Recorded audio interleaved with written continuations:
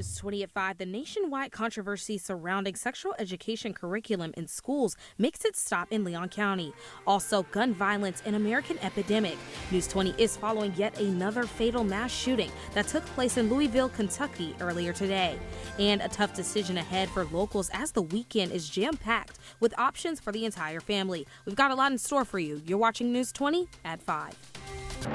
Live from Florida A&M University on the highest of 7 hills in the capital city, covering every corner of the Big Bend. This is the award-winning FAMU TV 20 News.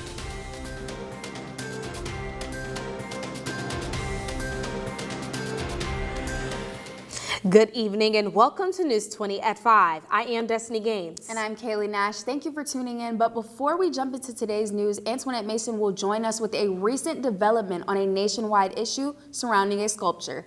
Antoinette. Thank you, ladies. Hillsdale College in Michigan has ended its partnership with local charter school over concerns of teaching about pornographic materials. Effective at the end of this school year, Tallahassee Classical School will no longer be affiliated with Hillsdale's College. The controversy started when the school displayed Michelangelo's nude David statue during a lesson. In a statement given by the school, TCS said studying the Renaissance, including the art period, is part of the curriculum, and they've never viewed the statue as pornographic. That is all that I have for you. Back to you all at the desk. Controversy arose earlier this year in regards to sexual education in Leon County schools. Multimedia journalist Aaliyah Everett tells us more on the issue. Concerned parents, citizens, and educators attended the recent school board meeting to show their support for the board's decision of approving the human growth and development lessons for grades 4 through 12 and a pending vote later this month. Assistant Superintendent Alan Cox wants citizens to know that educators acknowledge students' feelings when sex education is discussed in the classroom. When I laid the condoms out on the table, I watched 60 ladies do this, okay? And that's a fact. And so we said, at that point, we said, they're uncomfortable with it, they're verbally telling me that, we're going to take that part out. Pending approval, parents will be given the option to opt their students out of this curriculum with the exception of grades 6 through 8, according to the school board's legal team. After hearing statistics on sexually transmitted diseases in Leon County, Vice Chair Roseanne Wood put emphasis on the importance of sex education. As someone said, a lot of kids otherwise just get their information on, the internet. And they get a lot of false information, and we end up with kids, in really serious consequences, including teen pregnancy. Students can learn about disease prevention methods, information regarding contraception, reproductive health, and more, depending on the various programs that have been taken into consideration. The Leon County Division of Academic Services and Superintendent have requested the review and approval of the intended curriculum utilized in grades 4 or above for the topic of human growth and development, and the board will be making a decision on this topic within the next 2 to 3 weeks. Reporting for News 20 at 5, I am Aaliyah Everett. Members of the board will vote to adopt the Human Growth and Development curriculum on April 25th. For more information, visit leoncountyschools.net. This Saturday, Tallahassee will host its biannual Cash for Trash event at the city's Community Beautification and Waste Management facility. Tallahassee residents can drop off bulky and household hazardous waste materials that cannot be left on the curb. According to Tallahassee's Waste Management Services, this event provides citizens a safe way to dispose of hazardous materials. The city hopes this event will prevent the risk of pollution in Tallahassee. Another Florida university has been added to the roster of the banning of social media apps such as TikTok, following a Florida Board of Governors statewide emergency regulation. Reporter Destiny Gaines tells us more. The recent announcement of FSU to cut access to social media platform TikTok has students in question. This popular app isn't the only application of concern amongst the Board of Governors, including apps like WeChat, Tencent QQ, Kaspersky, and VK. I talked with FSU student Chloe Henry, who agrees this ban is unnecessary to the campus. And banning any social media in that form is just, I don't see how that's going to be done or enforced at FSU. FSU said that they are committed to protecting our community against potential cyber threats. But FSU isn't the only one, as Florida A&M University blocked access to the apps under university Wi-Fi. Content creator Omari Rashid expresses frustration for creators who think that this ban is blocking their way of small income. I don't really know the intricate details of it, but I do feel like it can stop people's income. Some people do make money off TikTok. Even on this campus, it's people with millions of followers on TikTok. And so banning that from campus is just, it's hindering them a lot. The parent company of these apps have offices in China, embracing concerns about the sharing of private information with the Chinese government. The Florida Board of Governors wanted this ban to become effective immediately. Florida State University is just in addition to the growing list of Florida universities set to ban social media platforms such as TikTok. As of today, this story is ongoing, but we'll keep you all updated on this potential statewide ban. For now, this is News 20 at 5, Destiny Gaines. Back to you. Governor Ron DeSantis has proposed to ban access to social media platforms and potentially develop the digital bill for rights for residents of Florida.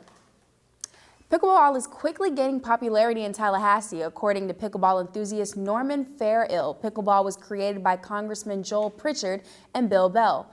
Pritchard used old badminton equipment, ping pong paddles, and wiffle balls to create a fun way to pass time. Pickleball was named after Pritchard's family dog, Pickles. I noticed the pickleball courts here, and these are several years old, and I thought I'd give it a try, because it's very similar to tennis. And I had an advantage because of my tennis. And so tried it a few times. I had friends that got me introduced to it, and bought my first paddle, and before you know it, I thought I'd give it a good chance, become passionate about it. For more information on pickleballs or to find and reserve a pickleball court, visit talgov.com. Florida may soon have an official state bird.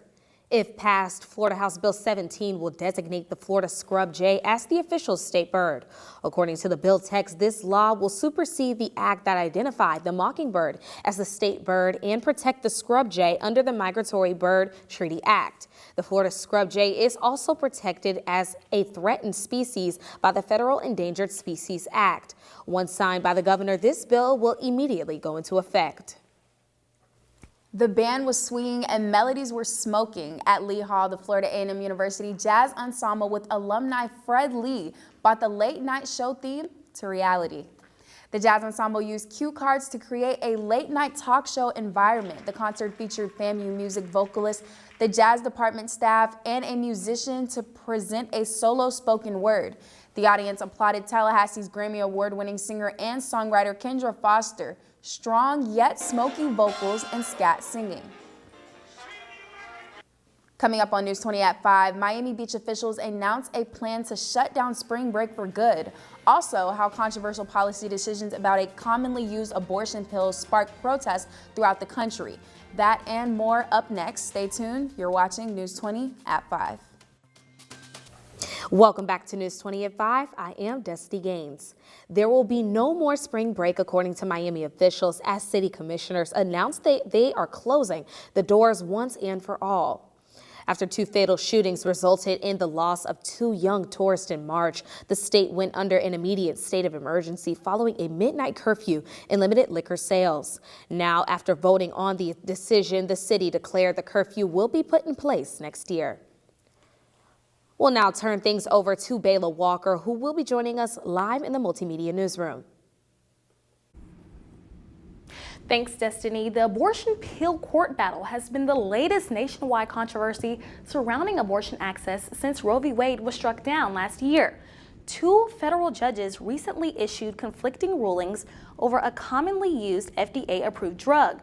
For more than 20 years, the drug has been used to carry out more than half of the country's abortions. Millions of women are caught in the crossfire, and protests continue as the decision will likely fall into the hands of the Supreme Court. That's all I have for you today. Now back to you at the desk. Thank you, Bayla. 4 people are dead, including a child, after a home shooting that took place in Orlando, Florida. The incident took place around 2 a.m. yesterday morning, where officials say the suspect fired gunshots inside of the home before exiting and firing 2 shots at officers on the scene. Both the child and suspect were transported to the hospital where they were pronounced dead. Officers were not injured, but they will be taking an administrative leave. A mass shooting took place today in downtown Louisville, Kentucky, where a suspect killed 4 people and wounded at least 8 others. 2 being police officers. CNN Ivan Rodriguez has the story. Terrifying moments in downtown Louisville. Police say they received a report of an active shooter at Old National Bank Monday morning. I got a call from my wife, panicking that she was locked in the vault. Caleb Goodlett says his wife works there. Just a very traumatic phone call to get right at 8:30. Shaken but grateful for the quick response from police. Within 3 minutes of being dispatched, officers arrived on scene and encountered the suspect. At least 2 officers were shot during this exchange of gunfire. Leaders praising Louisville Metro Police for their heroic actions. Without a doubt, their actions saved lives. We certainly saw, I think, the very best from them today. A law enforcement source confirms the gun used was an AR-15 style rifle. We believe this is a lone gunman involved in this that did have a connection to the bank. Kentucky Governor Andy Beshear says he lost 2 close friends in the shooting. This is awful. Our bodies and our minds are not meant to go through these types of tragedies. He's asking the community to unite around the families impacted. You watch the news, you see everything go down. You think of how you would handle this situation if it arose within your family. In Louisville, Kentucky, I'm Ivan Rodriguez. The lone gunman is believed to be an ex or current bank employee. This is a developing story, and we will be sure to keep you all updated as more information becomes available.